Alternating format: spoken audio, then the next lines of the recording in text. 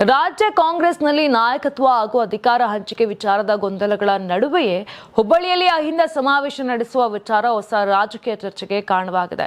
ಮೂಲಗಳ ಪ್ರಕಾರ ಈ ಸಮಾವೇಶಕ್ಕೆ ಅವಕಾಶ ನೀಡಬಾರದು ಅಂತ ಪಕ್ಷದ ಒಂದು ಬಣ ಹೈಕಮಾಂಡ್ ಮೇಲೆ ಒತ್ತಡ ಹಾಕ್ತಿದ್ರೆ, ಸಚಿವ ಸತೀಶ್ ಜಾರಕಿಹೊಳಿ ನೇತೃತ್ವದ ಮತ್ತೊಂದು ಬಣ ಸಮಾವೇಶಕ್ಕೆ ಅನುಮತಿ ನೀಡಲೇಬೇಕು ಅಂತ ಮನವೊಲಿಸಲು ಮುಂದಾಗಿದೆ.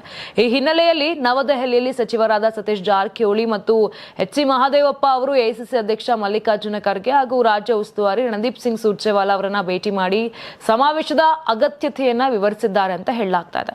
ನೀವು ಸಣ್ಣ ಆಗ್ಬೇಕಲ್ವಾ, ಅದು ಒಂದು ಉತ್ತಮ ಆಹಾರದಿಂದ ಸಣ್ಣ ಆಗ್ಬೇಕಲ್ವಾ. ಪ್ರತಿದಿನ ನಮ್ಮ ಜೀನಿ ಸ್ಲಿಮ್ ನ ಯೂಸ್ ಮಾಡಿ ಯಾವುದೇ ಸೈಡ್ ಎಫೆಕ್ಟ್ ಇಲ್ದಂಗೆ ನೀವು ಸಣ್ಣ ಆಗ್ತೀರಾ.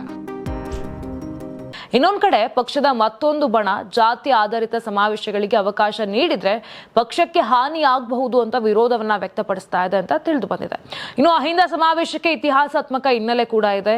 2005ರಲ್ಲಿ ಸಿದ್ದರಾಮಯ್ಯ ನೇತೃತ್ವದಲ್ಲಿ ನಡೆದಂತ ಅಹಿಂದ ಚಳುವಳಿ ರಾಜ್ಯ ರಾಜಕೀಯದಲ್ಲಿ ಮಹತ್ವದ ಬದಲಾವಣೆಯನ್ನ ತಂದಿತ್ತು. ಇದೇ ಹಿನ್ನೆಲೆಯಲ್ಲಿ 2028ರ ಚುನಾವಣೆಯನ್ನ ಗಮನದಲ್ಲಿಟ್ಟುಕೊಂಡು ಮತ್ತೆ ಅಹಿಂದ ಸಮಾವೇಶ ಆಯೋಜನೆ ಮಾಡಲು ಸಿದ್ಧತೆ ಕೂಡ ನಡೀತಾ ಇದೆ. ಈ ಬೆಳವಣಿಗೆಗಳ ನಡುವೆ ಕಾಂಗ್ರೆಸ್ ಹೈಕಮಾಂಡ್ ಯಾವ ನಿರ್ಧಾರ ಕೈಗೊಳ್ಳುತ್ತದೆ ಎಂಬುದರ ಮೇಲೆ ರಾಜ್ಯ ರಾಜಕೀಯದ ಮುಂದಿನ ದಿಕ್ಕು ಅವಲಂಬಿತವಾಗಿದೆ. ಒಟ್ನಲ್ಲಿ ಅಹಿಂದ ಸಮಾವೇಶದ ಕುರಿತ ಒಳ ಜಗಳ ಕಾಂಗ್ರೆಸ್ಗೆ ಸವಾಲಾಗಿ ಪರಿಣಮಿಸುತ್ತಿದ್ದು, ಹೈಕಮಾಂಡ್ ತೀರ್ಮಾನವೇ ಈ ರಾಜಕೀಯ ತಳಮಳಕ್ಕೆ ಅಂತಿಮ ಉತ್ತರ ನೀಡಲಿದೆ.